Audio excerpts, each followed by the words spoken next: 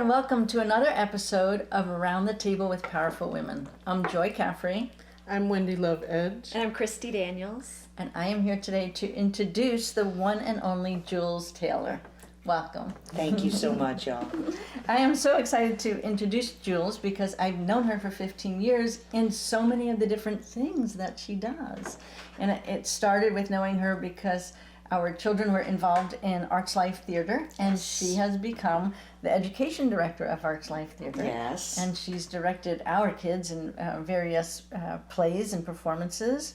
And besides the Arts Life art direction, Jules has so many different ways that she's put herself out there theatrically.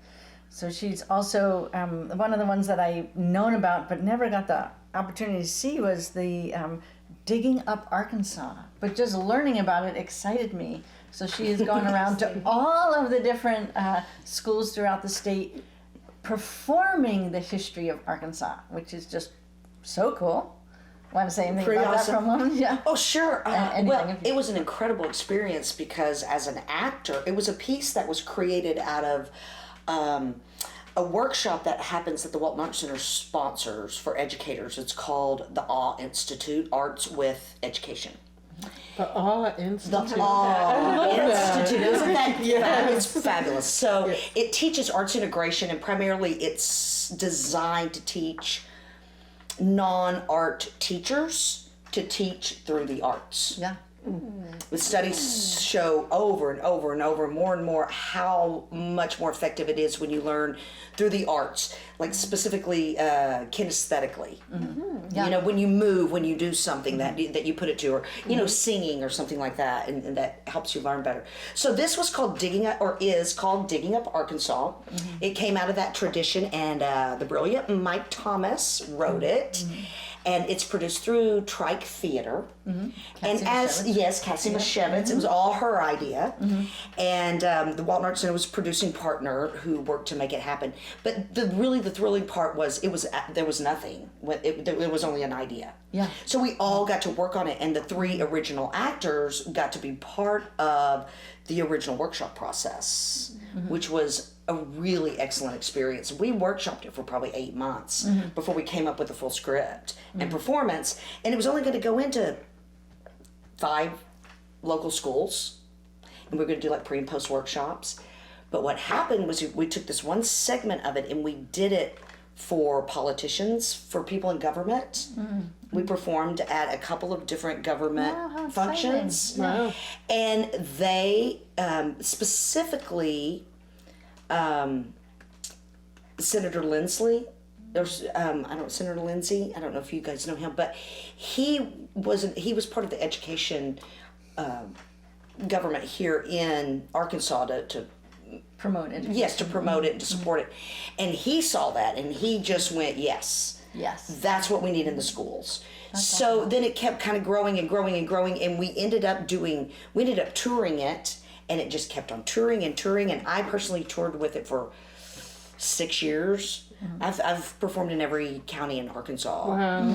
And like lots of performances, and it was fascinating and wonderful to get to do it. It was for 3rd through 5th graders. It was teaching Arkansas history through theater and music.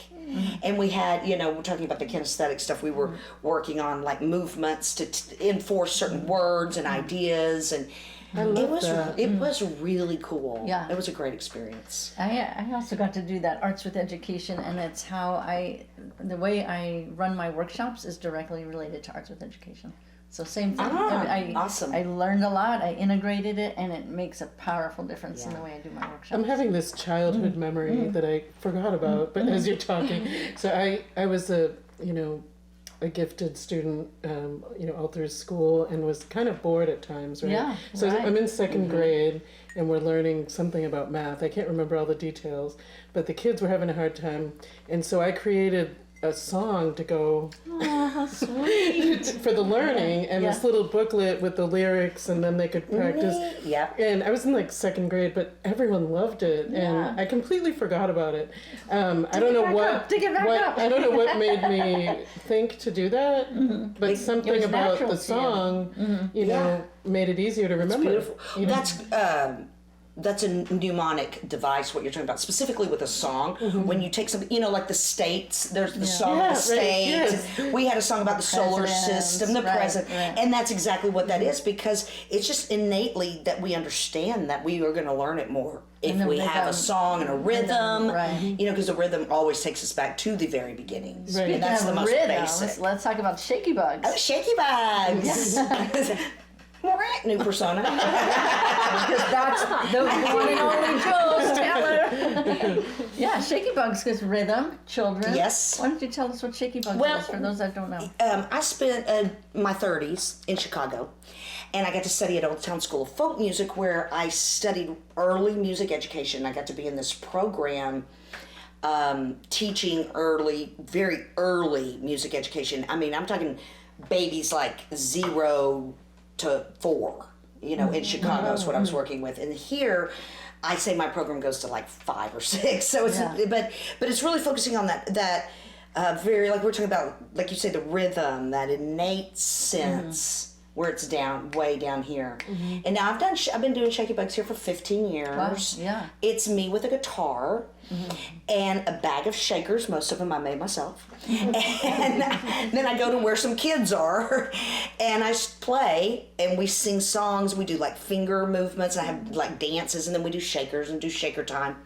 And I've done that for 15 years at libraries and festivals and birthday parties, and it's been really a wonderful thing to get to do. And I have something coming up at Crystal Bridges in a few weeks, and I'm going to be in Springdale, the Springdale Library this summer, and Shaky Bugs, and just kind of add those on here and there. You're all over. And then we're gonna leap from under 5 years old, yes, all the way to the piece that you created of Sue Copernall's work, which she was one of our guests here on the show. She was. And you produced a beautiful piece that I got to see. So how different was that for you? So it wasn't fully theater. Well, what was it? Right? That's really, thank you for bringing that up. And I love making the connection from Shaky Bugs to Sue. Right. So our friend Sue Copernall, and she's 84. And she and I had been friends for a long time, but not real close. And then we started to get to know each other more. And a couple of Christmases ago, she gave me a Christmas card and said I put a couple of my poems in there. Yeah. I didn't even know she wrote, so I was really excited to read them. I mean, I read just one. It just took one poem, and it was the shortest poem. It was this long, written in 1965. I read that one thing, and I just went, oh yeah, I need to see all of her writing. Wow. Because this woman has a voice, like in that poetic way of being succinct and taking the ideas and making them, really flow together and universal. And so she let me go through her stuff, and I went through it for months, and I read so much beautiful stuff.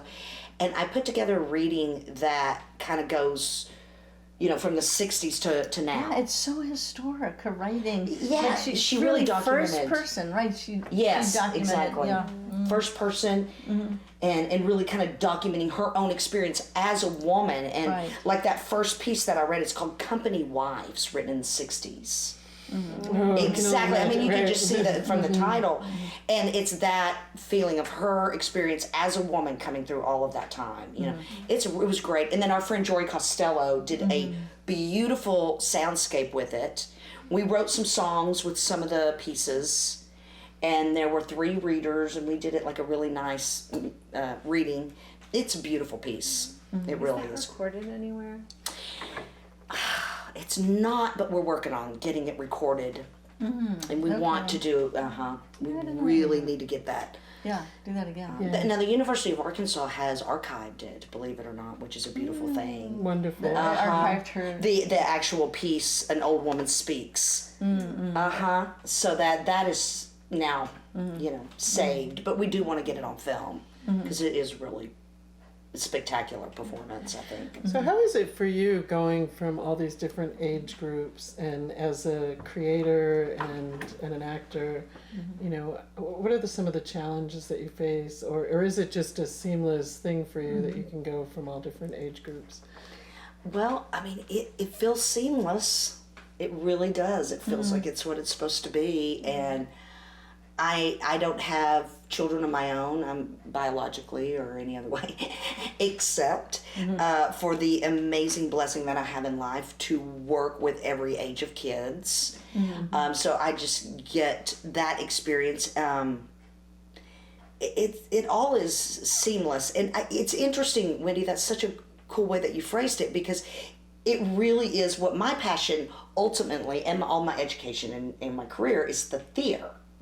And the theater is completely about life, and so you have to have all the ages. I mean, you have to have all of it. So it's like my whole life, I do feel like it is theater on a lot of levels, and that contributes to it, getting to work with all ages and explore that. So I'm curious, has it always been that way for you? Did you always know you wanted to be in theater, that you wanted to act?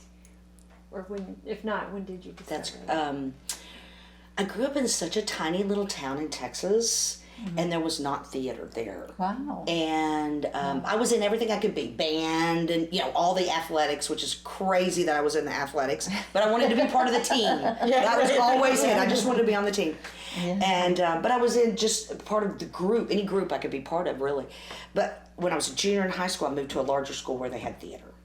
And so it didn't take but that long for me to go, oh yeah, this is what I'm going to do. And but really, even prior to that, my mom was an actor. And she was actually on Broadway. Oh, wow. And so, and she was a dance teacher my whole life. I took from her my whole life. So we were always doing performances and everything. So I always was, yes, of that mind that I was going to be a performer or do something like that. But it wasn't until late high school where I got to discover theater. And I mean, I just never looked back. At that point, I said, okay, I'm done with band. My senior year, literally, done with band, done with everything else I've ever been in my whole life, and now everything is about the theater.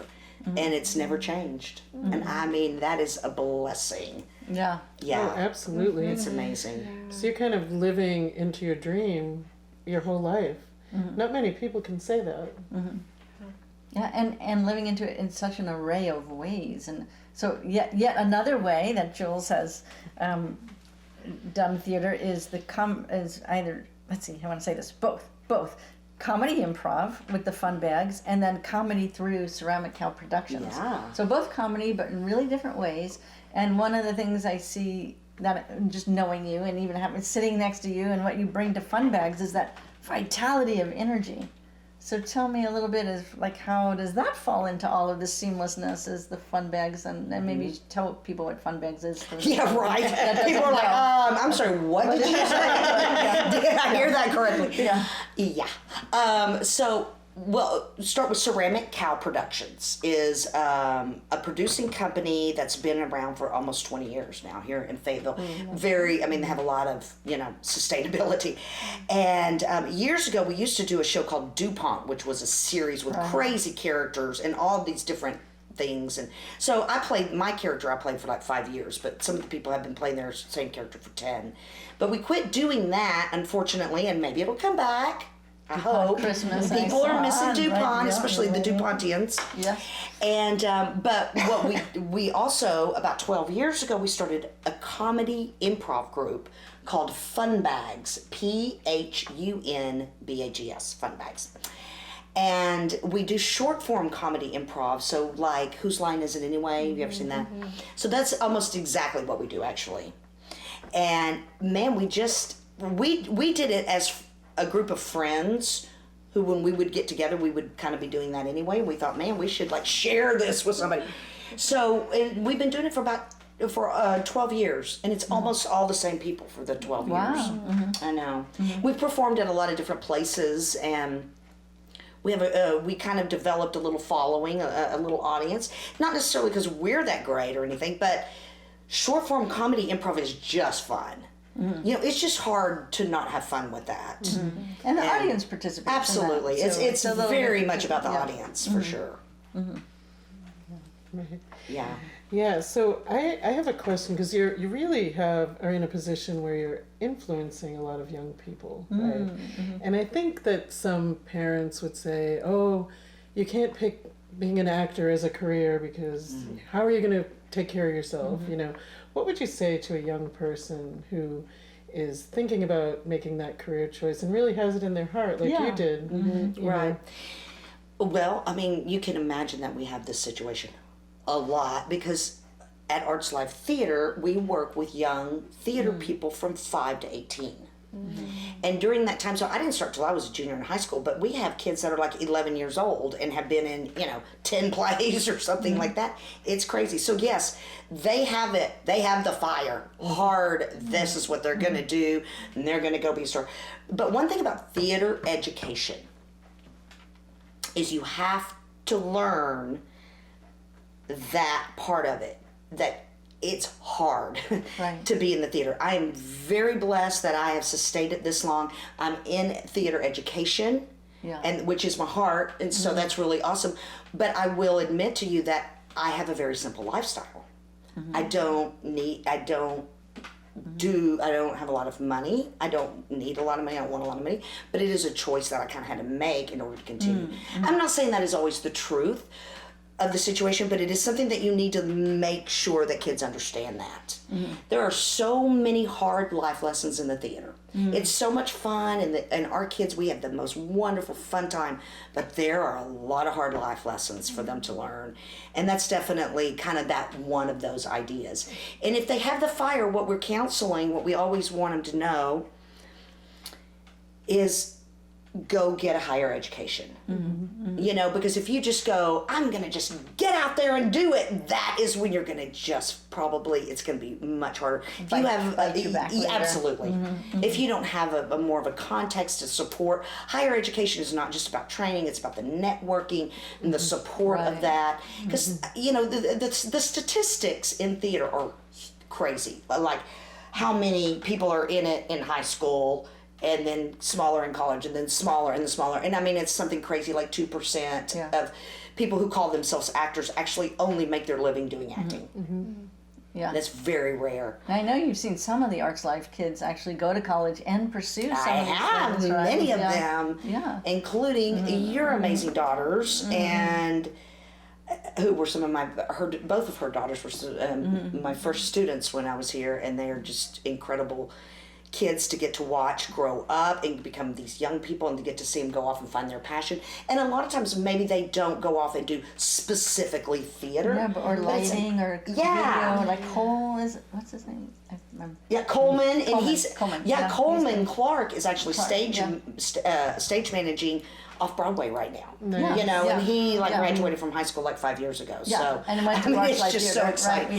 He was definitely one of our staple kids. I know all those great kids. I miss them. I think it's great advice, and I think the point you brought up about how much you learn being in the theater. I was a dancer my whole life growing up, and even just I noticed like how I hold myself on camera, like all the things that you learn from putting yourself in front of people at a young age, and sometimes failing, and sometimes doing a great job and learning from all of those experiences, and putting in all that work week after week, day after day, rehearsing, and it really teaches you a lot about life. It really does. We love it. I mean, it's just a beautiful thing. We don't anticipate that a high percentage of our kids are going to go on and study in college or whatever. That's kind of not where we are right now when you're young.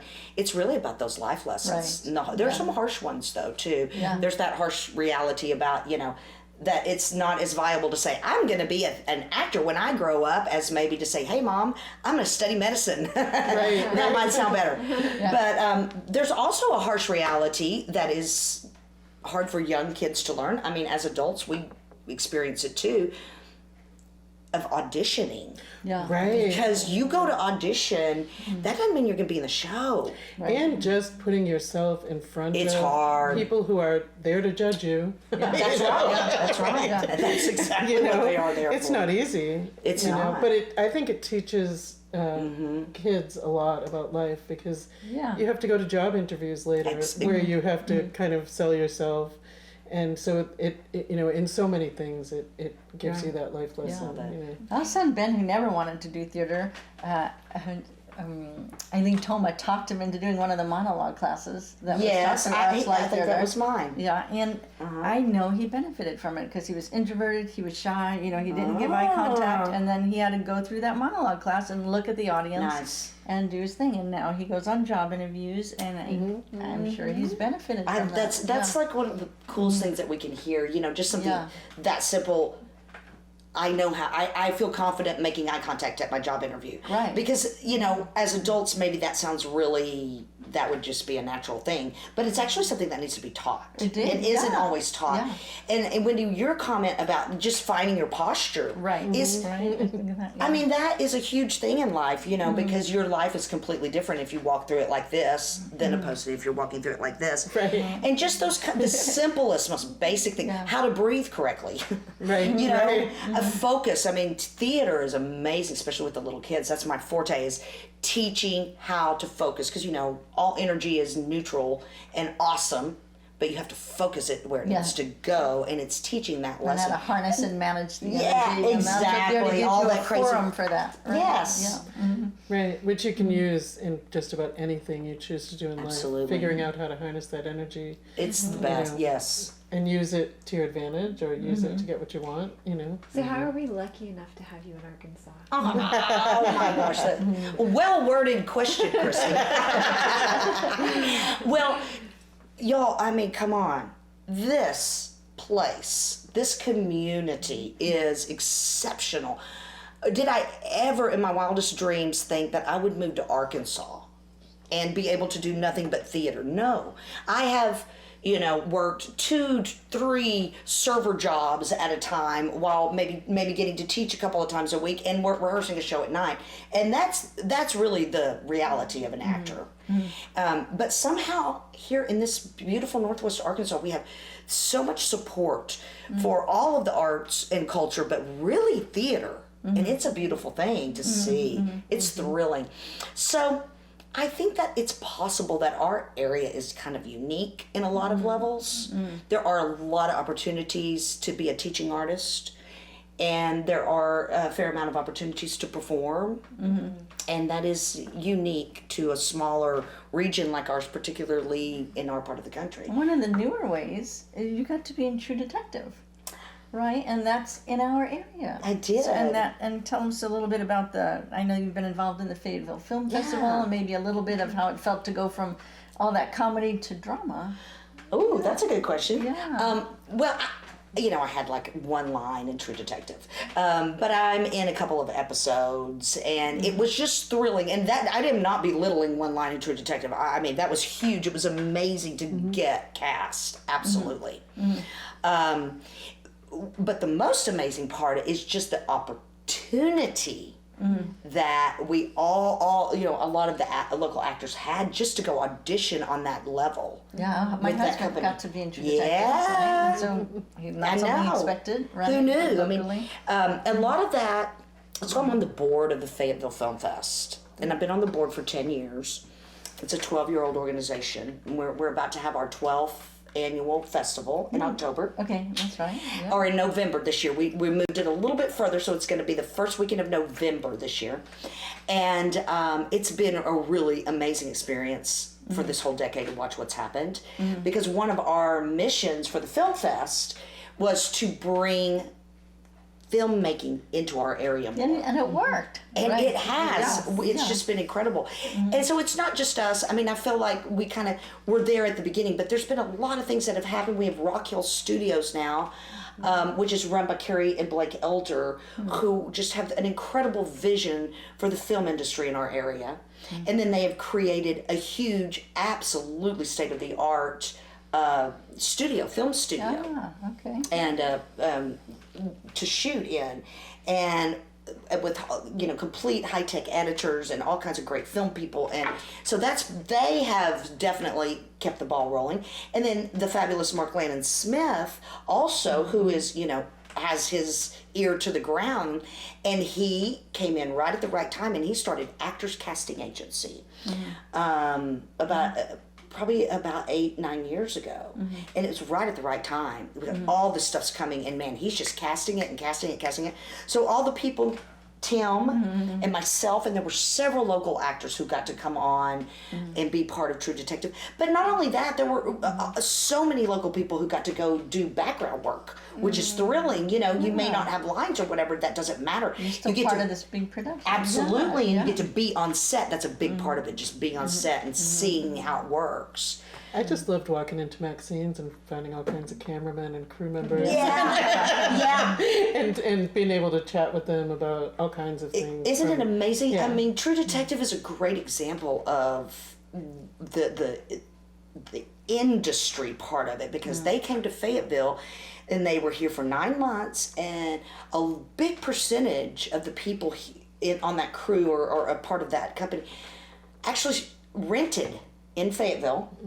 Of course, they rented a huge warehouse for their headquarters, and they rented all kinds of location space, you know, and it was so exciting, and it just infused we made a lot. I mean, Arkansas made a lot of money from True Detective. Yeah, I realized we should our area. actually say what True Detectives was, because True everybody- Detective. I'm so sorry. Right. Because a lot of times I'll listen or watch something and I'm like, I don't know what that is. Exactly. You know, I didn't know don't what think Game of of it. Thrones was for years. So. True Detective is a series on HBO that it's in its 4th or 5th season, I think. But I mean, it's a big series. It's a big deal, and Mahershala Ali starred in this series, and so he was here, and he just won an Oscar.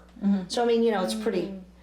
And it's an a big HBO production, so it was a really big thing to have happen here. We were excited about it. And I've never seen any other season, but I did watch this. Oh, that season. was- It did? was great. Yeah, It was- yeah. it had my attention the whole Really, wasn't it cool to watch and see all these places that you knew? Yeah, That's the thing. what I thought was interesting too is during the time that they were here recording, I was making almost daily trips down to West Fork, and so I could see the crews moving around. It was so interesting to see what was happening this day and what was happening the next day. And I loved how it captured some of the feel of Arkansas in the fields and the bramble and the woods. Right. You know. Yeah. It's great to bring that here where there's such an active art and music community. Right. To bring something like that here and help to even grow it further and put an eye on it, you know. Exactly. Yeah. You know, go back to Christy's question earlier about, you know, how do you end up here? I mean, this place is like a vortex. It's calling people who have innovative, creative ideas. Right? I'm saying exactly. It's calling people. I feel it, and there's so much opportunity here, and there's so many wonderful, amazing creatives who are seizing that, and that is what is making our community so strong. Too. And even, you know, I'm from Massachusetts, and people back home were like, "You're moving where?" Right. You know? gosh, But then they see the things that that I've been able to accomplish here, and they're like, "Wow, this place looks amazing! I can't wait to come and visit." You know, and I think that anyone really, because artists are really embraced here for whatever their skills are. I really see that here so much. I think that really anyone could come here and do that. You know, And there's we such are a community. that collaborates. Right, exactly. Yeah. The collaboration is good. Conscientious, creative energy, Yes, and people willing yes. to work with each other. Yeah. I Yeah. think Crystal Bridges has helped as well. Yeah. Absolutely, for sure. Yeah. There's been so much that's come in lately. Yes, Yeah. Crystal Bridges is it's incredible that we can just go up there and Yeah. look at, you know, Right, I know it is. original it is wonderful that Warhols and Right, Culvers and have community amazing. people right next to those. You know, like when Kat Wilson had her photography there, Right. and I thought this great. is really incredible in the way it should be, because the local art is so amazing, and why not put it together with Yeah. Andy Warhol or whomever it's going to be, right? Love it, yeah. Yeah. Well, this half hour has flown by. Right. Oh, yes, it has, y'all. Thank you so much. So delightful, the conversation. Thank you, Jules. So we usually end with a little toast. Oh, yes. If you don't mind partaking in that. Yeah. To an edgy, Joyful and soulful life.